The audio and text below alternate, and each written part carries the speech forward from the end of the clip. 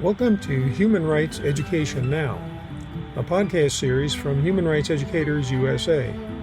I'm your host, Bill Fernikes, a member of the National Steering Committee of HRE USA, a collaborative network to learn, teach, organize, advocate, and innovate for human rights education in the United States.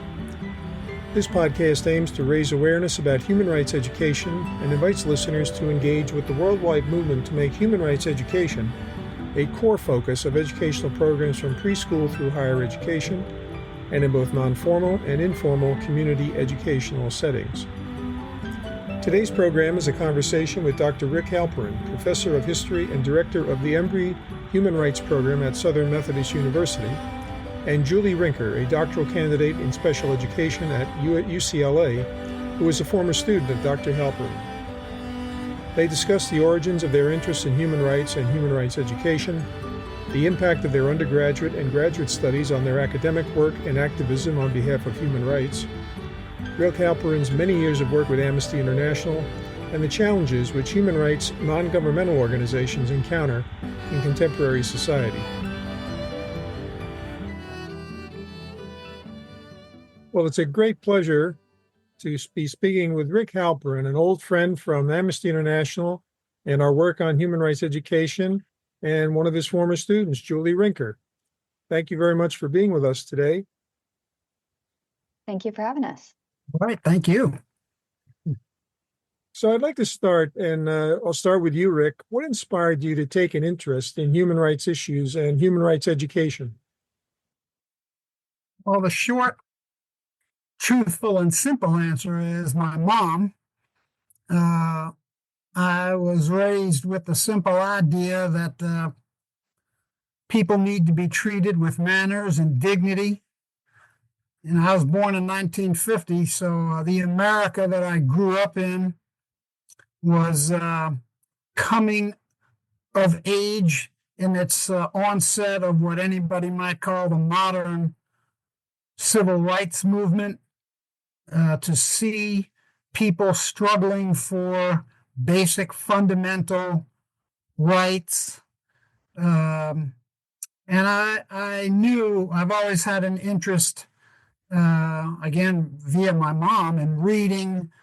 And I knew that this is what I wanted to do from a very early age, was to learn about these issues, these struggles, and to eventually teach them. So I have been very, very fortunate in that my life has been really linear to be able to do what I've always thought I was put here to do. Can you connect us, Rick, to the relationship between your actual early influence of your mom and the academic work you're doing? Sure. You know, she took me to the library when I was about 8 years old every Saturday, and pointed to all the books and said, anything you want to know, it's in there, so read. And she would sit there with me and my sister for 2 hours to just read. And the things that attracted me from when I was 7 was always history, ancient history, and our own history. So I could see, I know it sounds kind of strange, but even as a little kid, I could see history and see the similarities over different historical eras of people struggling for dignity and struggling for rights. I could see it. I really don't know how else to say it other than that. And when I went off to school, I started at George Washington University in 1967. I knew that I was going to study history and to teach it. So I was already mentally well into the struggle for rights. And of course, as I say, being born in 1950, there was a lot of coming of age in the news between the time I was 6, 7, and 8 years old in the late 50s to the late 60s when I went to school in D.C. Just the violence that had occurred, especially in the Deep South, Mississippi, Alabama, the killing of schoolgirls in a church in Birmingham, and the killings of students, civil rights workers, the march from Selma to Montgomery, the Reverend King's speech. This was national, international human rights related news. So it's just all that I was surrounded by when I went off to DC. And Julie, what about you? What has inspired you to be interested in human rights? I would start with a similar story. I was exposed to a lot of great books growing up about people who had very different experiences than I did. I remember specifically Island of the Blue Dolphins, Number the Stars, Farewell to Manzanar, Night, The Diary of Anne Frank. I just remember reading these narratives of people who were living in very different worlds than I lived in. And, I also grew up with a brother with a learning disability. And it made me see from a very young age that people didn't always perceive someone with a learning disability as being very smart or capable. And so those had huge impacts on me. And one final event I'll mention is just after I had graduated from my undergrad degree, my mentor in my undergrad program just experienced, like, in my view, utter discrimination from the college that I attended. She was taking a human rights action of what she called embodied solidarity. She was, wearing a hijab in the Advent season as part of her Advent worship, along with Muslim women who were being, mistreated as they traveled through airports, discriminated against. She just talked about how this was her act of faith, and the university didn't understand it for what it was, and it just surprised me. So it kind of woke me up to, I think differences in treatment that I perceived would be given to a white individual compared to a non-white individual, and it made me come to the place where I needed to prioritize my human rights education more, because even though I had read individual narratives here and there, I hadn't been very systematic about my education. So that made an impact on me in 2015, already 10 years ago. Now, talk a little bit, Julie, about how this has been integrated in your own work in the public schools and other places. Yeah, so I would say it was probably from the time I started teaching. I've always really been interested in struggling readers, because that was the experience of my brother and my father. And, just believing from the onset that these are very smart individuals who don't always have the opportunity to show how smart they are. So I think, even before 2015, trying to put books into children's hands in a form that they can enjoy them, that's been a huge priority of mine. I used to have like little audiobook clubs in my classroom where kids would have the choice to come and have a snack and listen to the book, any kid, whether or not they struggled with decoding the text. But as I, gained more experience teaching students, I began working with older students. And that's when I felt the opportunity was there to begin talking about human rights topics more directly, finding resources that were engaging for the older students.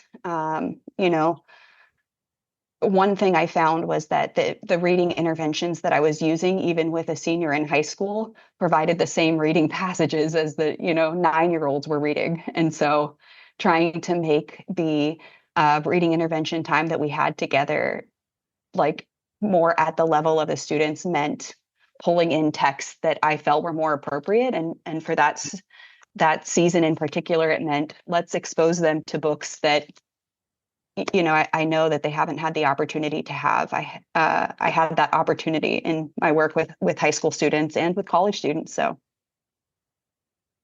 Now, Rick, in a number of interviews we've done with other people on this podcast, we asked them about whether they had actually studied human rights before they became activists. So how did your undergraduate and graduate study influence or have other dimensions that related to your past and current work in genocide studies and human rights? I wish there had been a human rights program when I was in school. It didn't exist in those years. But I took my sophomore year abroad, 1968-69, a pretty tumultuous year, both in the States and in Europe. And I took that year abroad in Paris, of all places, which had been racked by student violence in the spring of 68. And we got there, there were about 23 of us that got sent on this year abroad. And so we got to Paris in right after Labor Day. And of course, Europe was politically very tense because the Russians had invaded Czechoslovakia to put an end to the Prague Spring. So it was very tense in the Cold War years when I was there. And the war, World War II, there was no concept, no awareness. There was no idea yet in the late 60s of anything called the Holocaust. That didn't exist. That wouldn't come until the mid 70s. But I did get to see through my love and interest in history and what had just happened 2 decades before in Europe. I traveled across Europe from one end to the other and got to see a lot of those places. I was in Auschwitz in November of 68. And this was way before people were visiting these sites for historical reasons, because, as I say, that didn't exist in the late 60s. And I got to see a lot of former Nazi concentration camps in both East and West Europe. I got to see Natzweiler, Struthof in northeastern France. So when I saw these places, again, I was young, I was 18, but I knew that I wanted to take people to see these places, even before the idea of a Holocaust or the Holocaust became more commonly known as it is today. And I would say the definitive paradigm change for me occurred at Christmas of 68. The school, I was at both the American College in Paris and the Sorbonne, of all places, and they took us to Vienna, Prague, and both Berlins. And before we left Prague, not many people, students today, have ever heard of this, but I remember it like it was yesterday, was a 21-year-old Czech medical student, Jan Polak, who set himself on fire in protest to the Russian occupation of his country. It was deeply traumatizing to me. And when I got back to Paris, I took a week off and traveled by myself to the British Isles. And that in London, that is where I heard about Amnesty International. And the light bulb went off for me in my mind that you could do human rights and do human rights education to incorporate the principles of the Universal Declaration of Human Rights into the classroom. I knew that what had happened in the war was going to be a part of my teaching, because it was just so horrific of what had happened in Europe and the historical antecedent of the Universal Declaration of Human Rights. So it was really a combination of my already love of history plus the exposure of criminal genocidal sites in Europe that I realized needed access and would get access when I was finally into a professional capacity to bring people to them. But I knew it at 18. Well, that's very interesting, because I was in Prague 5 years after you, going across Europe during my junior year, summer of my junior year on my own. And I remember very distinctly seeing armed guards with machine guns patrolling the streets. And the Charles Bridge had all this incomplete, rusted scaffolding on it. And Prague was, it was a beautiful city then. It's more beautiful today, but you could sense this sort of huge burden that was on the Czech people by the invasion. So I think you're absolutely right. Now, Julie, you're a former student of Rick. So how has his teaching or scholarship or both in activism influenced your work in the human rights area? That's a great question. I had the privilege of receiving a scholarship from the Human Rights Department to attend a pilgrimage to Poland in 2018. I'm sorry, 2019. And, you know, I thought that I had received a human rights education prior to that point, just, you know, in the pieces that I've picked up here and there. But visiting the sites that Dr. Halperin brings students through in Poland made me realize like I had barely scratched the surface on learning and knowing what there was to know. And so when I returned from that trip, I asked Dr. Halperin, is there any opportunity, you know, for someone who had graduated at that point to learn if it wasn't learned, you know, in the like intended curriculum, is it too late? And Dr. Halperin said, no, of course not. And so Dr. Halperin still teaches a Tuesday night class and welcomed me as you know, kind of a community member, just like he welcomes community members into his trips to Poland. And I think I was just completely overwhelmed from the first day, because there was so much that I had never heard, I had never read, I had never thought about. And I think I ended up taking that introduction or struggle for human rights class about 5 or 6 times before I moved for my graduate studies. But I think just the opportunity to take a systematic approach rather than just picking up a book here or there based on, you know, what you see on the shelves really impacted my trajectory, because I knew that reading was important, but for me, it helped me know that if I could be more systematic about my approach to specifically what to read, what students should have access to, I think it would, you know, make the power behind reading intervention even more powerful. So I think, you know, there's more experiences that I've had with Dr. Halperin just being able to learn than just that class and the trip to Poland, but those were definitely very meaningful for me as a teacher and as a person. Well, that's very interesting, because I think that once the Holocaust became part of school curriculum, as Rick started to point out, starting in the late 70s, you started to see these overseas trips develop. And now there actually have been quite a few. I mean, some of it has been scaled back, I think, because of the Russian invasion of Ukraine. But even so, I experienced it myself when I went on a 24-day program with the Vladka Mead program in 1995. And I think it is transformative. I don't think there's quite any question about it. But you can't just have that. You do have to have the study, the academic work that accompanies it. So I would agree with you. Now, Rick, can you talk about Amnesty International a bit? Because you have not only been involved with it as an advocate, but you've been an activist. And what I'd like you to focus on is not only where you've been, but where do you think Amnesty should be going down the road? Well, I've been very fortunate. I joined Amnesty.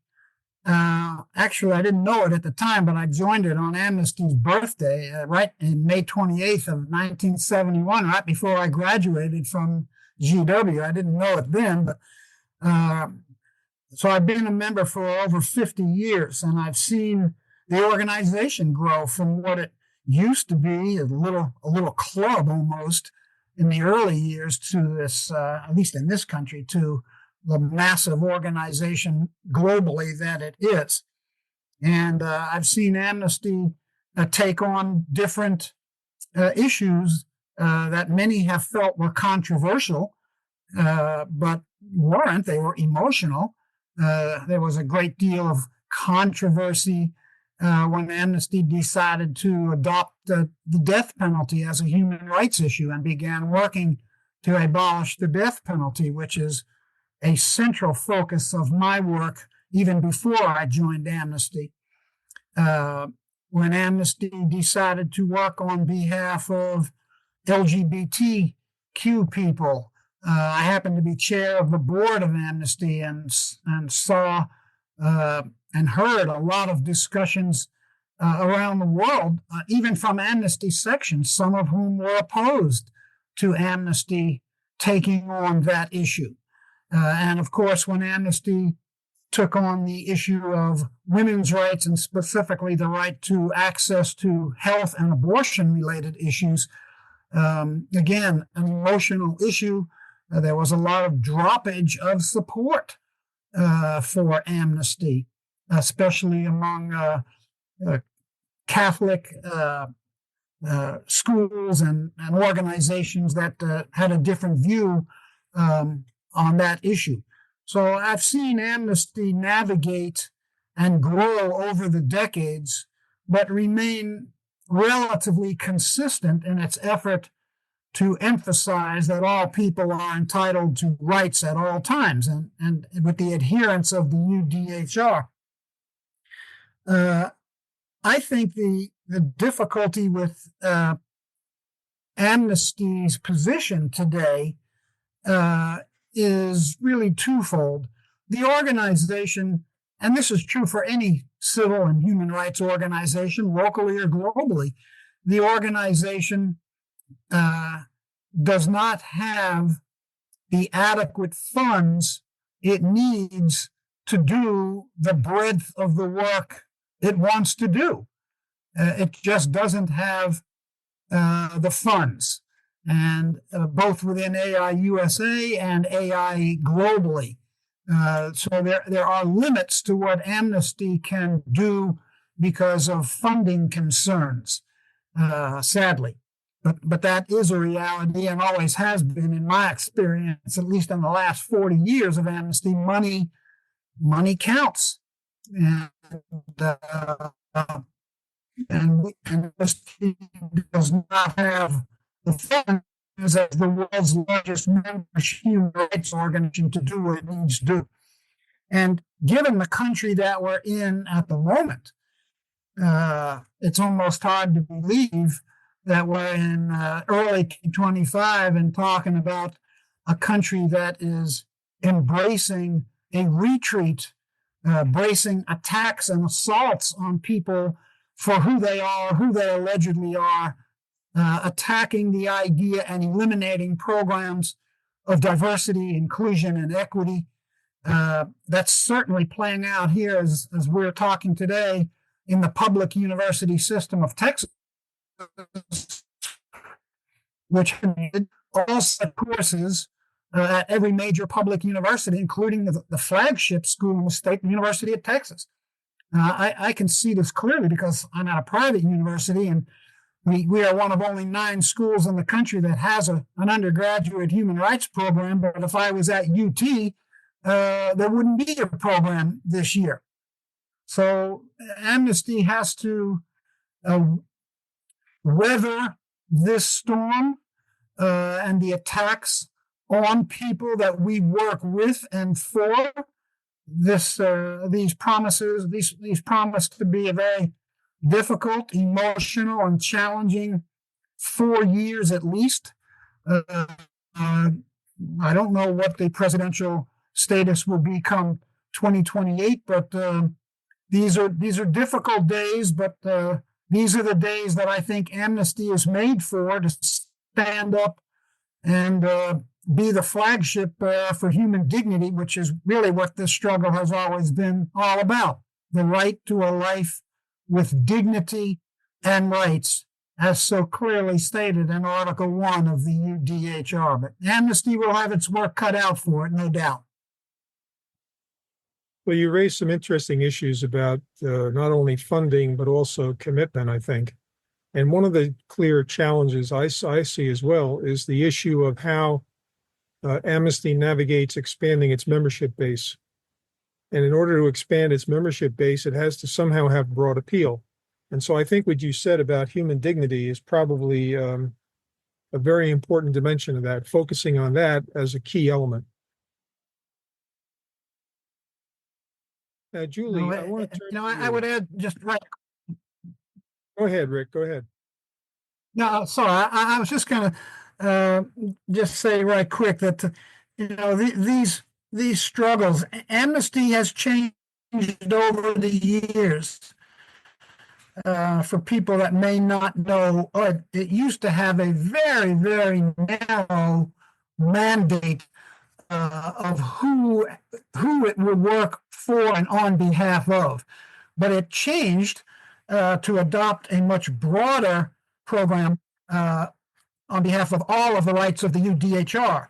And there was great controversy within Amnesty at the time because of the lack of funds that would allow Amnesty to do this broad-based work. And not due to lack of interest in the work, but the availability of funds to do the work. And that has played out over the years.